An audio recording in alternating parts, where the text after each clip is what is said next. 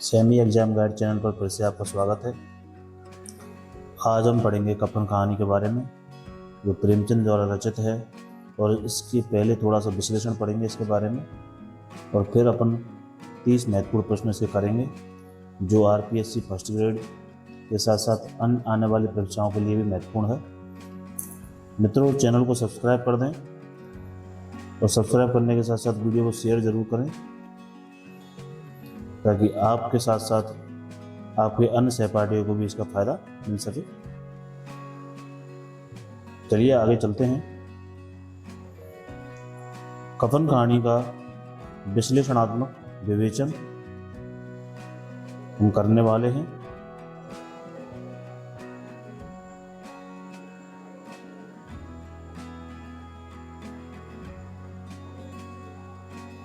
प्रेमचंद की अंतिम और सबसे प्रसिद्ध कहानियों में से एक कहानी है।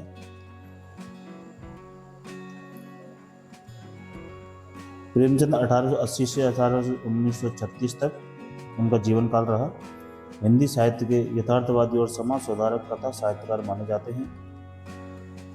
उनकी कहानियां भारतीय ग्रामीण जीवन, गरीब जनता की व्यवस्था, सामंती शोषण और समाज की कुरीतियों के सजीव रूप से प्रेरित होती हैं। कफन उनकी 1936 में उनकी अंतिम और अत्यधिक चर्चित कहानी रही है, जिसे हिंदी साहित्य की उत्कृष्ट कहानियों में गिना जाता है। कहानी का सार: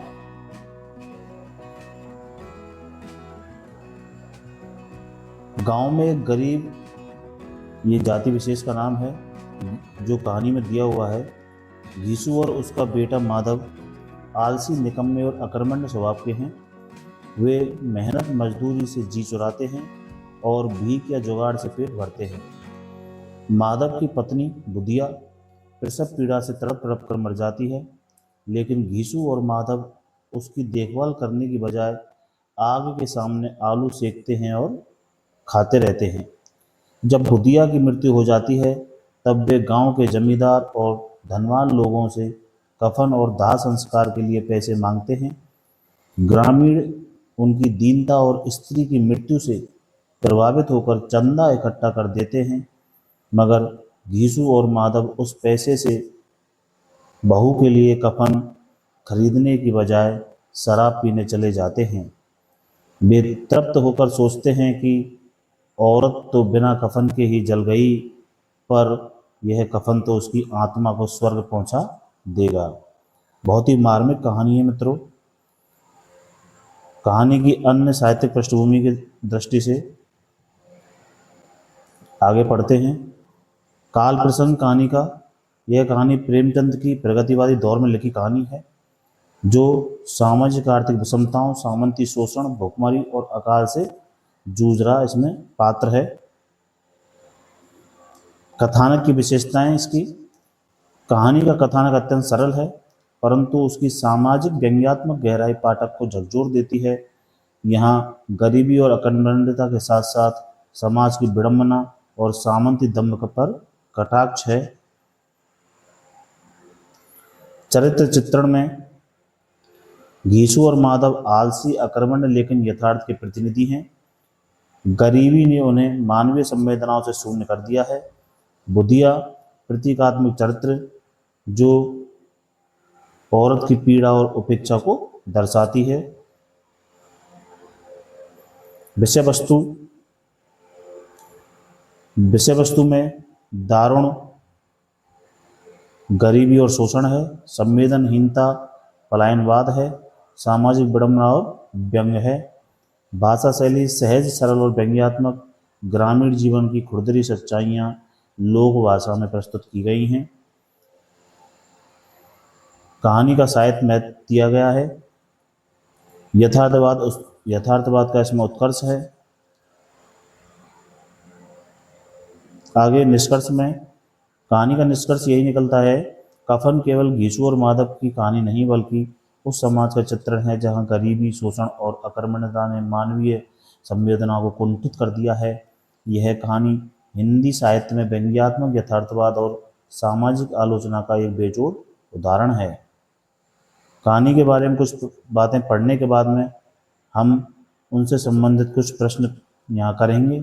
ये प्रश्न पिछली भी कई कक्षाओं में पूछे गए हैं, जैसे DSSB या हरियाणा सर्विस कमीशन, यूपी से संबंधित टीचर्स की परीक्षाओं में, राजस्थान RPSC।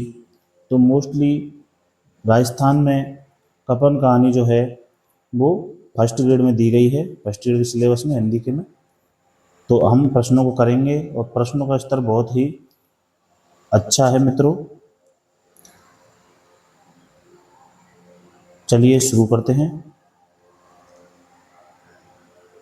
पहला प्रश्न है, प्रेमचंद की कहानी कफन पहली बार कब प्रकाशित हुई थी?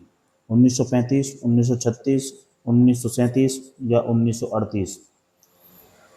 तो प्रेमचंद की यह कहानी 1937 में प्रकाशित हुई थी और यह कहानी जमाना पत्रिका में प्रकाशित हुई थी मित्रों। जमाना पत्रिका निकलती थी और ये पत्रिका लखनऊ से निकलती थी। ये छोटी छोटी मोस्ट बातें जो कहानी से संबंधित आपको बताते हैं, इनसे भी प्रश्न कई बार बन के आ जाते हैं, तो इनको नोट कर लिया करें। 1937 में। अगला प्रश्न है, कफन कहानी के प्रमुख पात्र कौन हैं? होरी और धनिया, घीसू और माधव, बुधिया और घीसू, धनिया और बुधिया? तो घीसू और माधव इसके मुख्य पात्र हैं। जो दो आलसी पात्र हैं, दोनों बाप बेटे हैं और पिता घीसू है, घीसू, और माधव उसका बेटा है। इन दोनों के इर्द गिर्द कहानी की भूमिका घूमती है। अगला प्रश्न,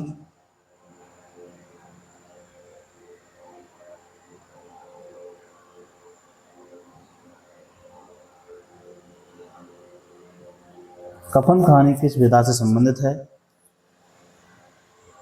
ऐतिहासिक कहानी, सामाजिक यथार्थवाद कहानी, पौराणिक कहानी, रूमानी कहानी? तो कफन कहानी जो है वो सामाजिक यथार्थवाद से प्रेरित है। इसमें भारतीय ग्रामीण जीवन और गरीबी, शोषण, अकर्मण्यता का चित्रण किया गया है। प्रश्न नंबर 4, कहानी कफन की स्त्री पात्र कौन है? सोना, बुधिया, धनिया, जानकी? तो बी ऑप्शन सही होगा, बुधिया इसकी स्त्री पात्र है, जो माधव की पत्नी है।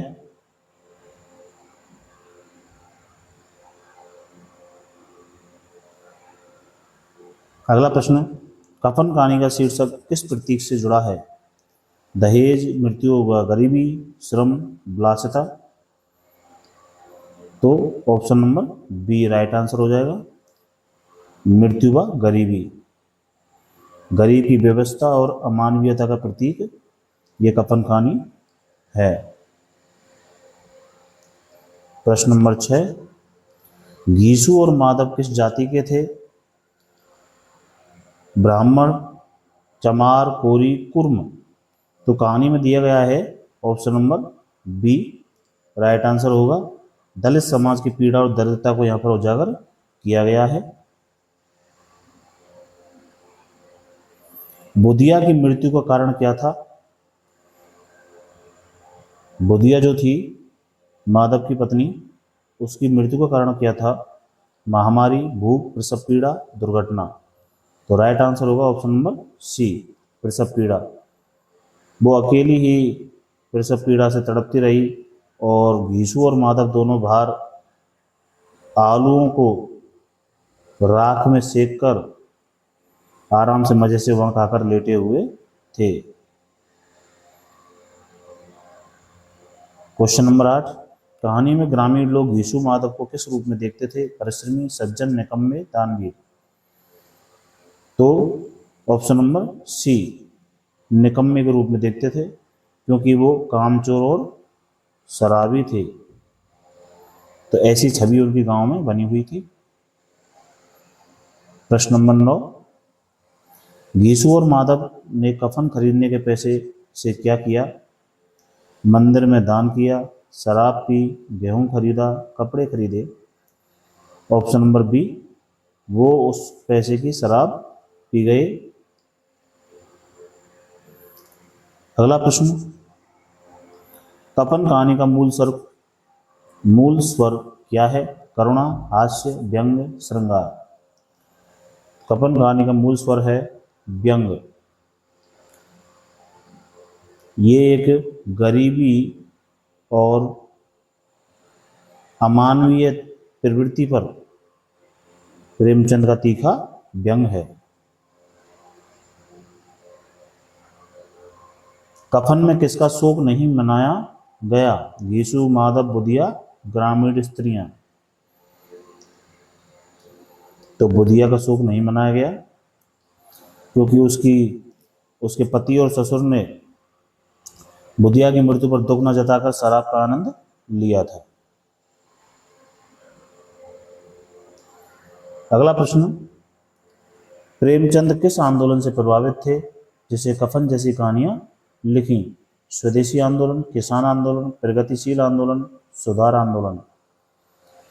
तो प्रेमचंद सी ऑप्शन सही है, प्रगतिशील आंदोलन से प्रेरित थे और वो प्रगतिशील विचारधारा की प्रतिनिधि की रचना भी करते थे। इसी विचारधारा को लेकर वो आगे चलते थे।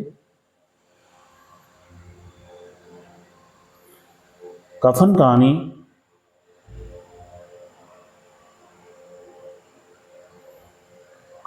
का मुख्य संदेश क्या है? भक्ति मार्ग, कर्मठता का महत्व, गरीबी और अमानवीयता का यथार्थ, विलासिता का महत्व। Option number C. यह कहानी जो है मित्रों समाज की गहरी विसंगतियों पर प्रहार करती है। तो option number C right answer हो जाएगा। अगला प्रश्न, कफन का कौन सा कथन प्रसिद्ध है? भूख आदमी से क्या नहीं करा सकती, कफन की गरज मृतक को नहीं जीवित को होती है, धरती पर भगवान नहीं, गरीब का जीवन साफ है।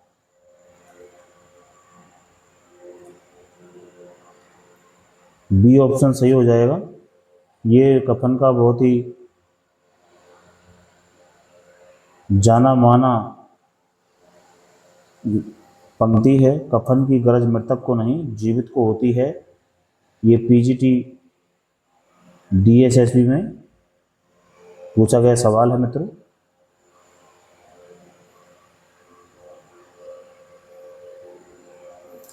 प्रेमचंद का वास्तविक नाम क्या था? आप सब जानते होंगे। श्री धनपत राय श्रीवास्तव, मुंशी गोपाल राय, अमृतलाल नागर, रामविलास शर्मा। तो option number A right answer हो जाएगा। वो प्रेमचंद उपनाम से लिखते थे, उनका वास्तविक नाम श्री धनपत राय श्रीवास्तव था।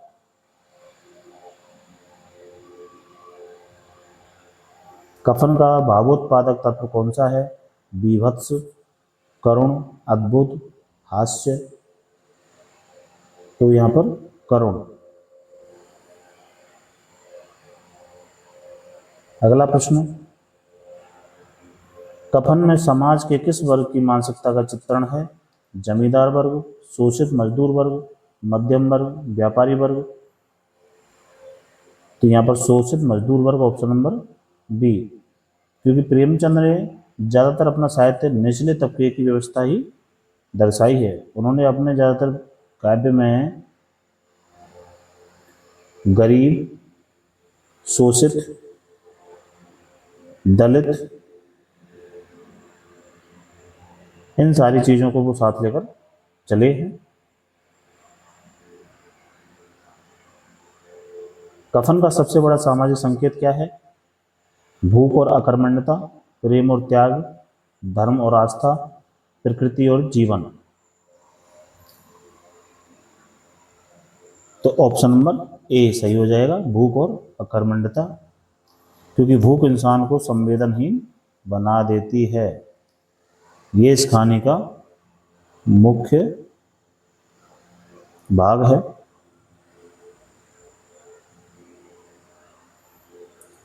अगला प्रश्न है 19वां,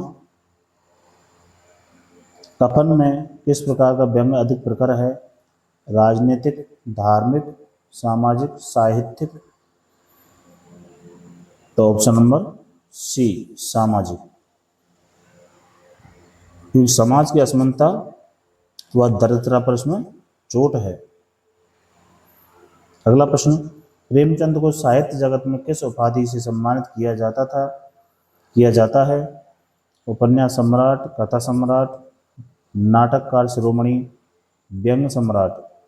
तो प्रेमचंद को आप सबको विदित है उपन्यास सम्राट के नाम से जाना जाता है। Option number A right answer होगा। 21वां प्रश्न, कफन का कथ्य किस पर केंद्रित है? ग्रामीण राजनीति, दरिद्रता और शोषण, प्रेम प्रसंग, शिक्षा। तो option number B right answer हो जाएगा, दरिद्रता और शोषण, क्योंकि कहानी में सामाजिक आर्थिक अन्याय का चित्रण है।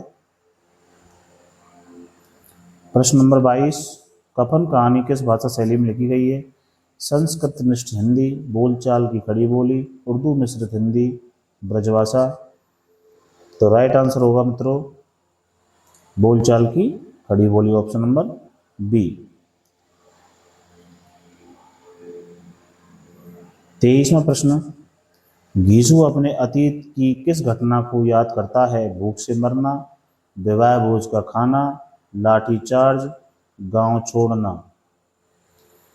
तो घीसू अपने अतीत की विवाह भोज के खाने की घटना को याद करता है, option number B right answer हो जाएगा, क्योंकि वो शादी में 3 दिन लगातार खाना खाने को याद कर करके उसका आनंद लेता है। प्रश्न नंबर 24, कहानी के अंत में घीसू और माधव कहाँ जाते हैं? घर लौट आते हैं, पुलिस स्टेशन, शराब की दुकान, जमींदार के पास। तो वो शराब की दुकान पर जाते हैं, ऑप्शन नंबर सी, क्योंकि जो उनको कफन के पैसे मिलते हैं उनसे वो शराब खरीदते हैं।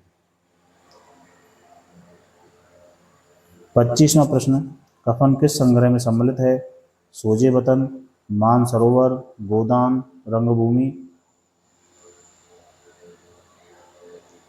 कफन प्रेमचंद के मानसरोवर में सम्मिलित है। अगला प्रश्न 26वां, कहानी का मूल व्यंग्य किस पर है? ईश्वर भक्ति पर, सामंती व्यवस्था पर, गरीबों की अकर्मण्यता पर, किसानों की मेहनत पर। राइट आंसर होगा गरीबों की अकर्मण्यता पर, ऑप्शन नंबर सी, क्योंकि ये कहानी केवल शोषण ही नहीं मित्रों, गरीब की मानसिकता पर भी चोट करती है। प्रश्न नंबर 27, कहानी के आरंभ में घीसू और माधव क्या कर रहे होते हैं? खेत में काम, घर बना रहे होते हैं, आग ताप रहे होते हैं, शराब पी रहे होते हैं।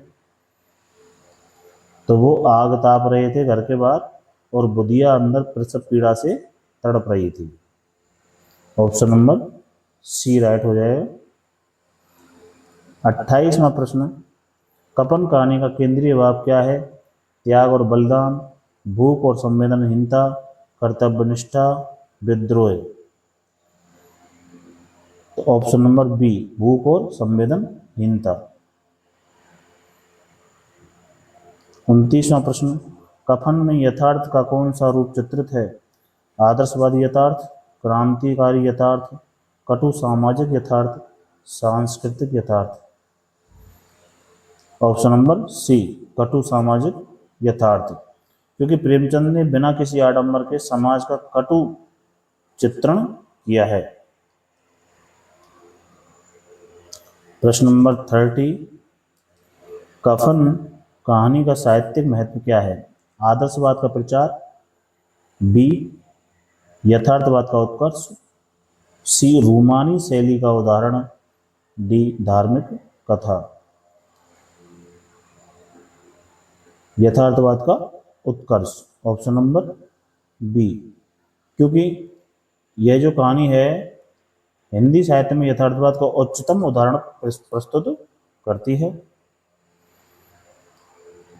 इसी के साथ मित्रों कफन कहानी के बारे में हमने पढ़ा, इसका कुछ विश्लेषण भी किया, कुछ सार भी पढ़ा, और इसके 30 क्वेश्चन किए जो बहुत ही महत्वपूर्ण प्रश्न हैं, आप बार बार इनको करना।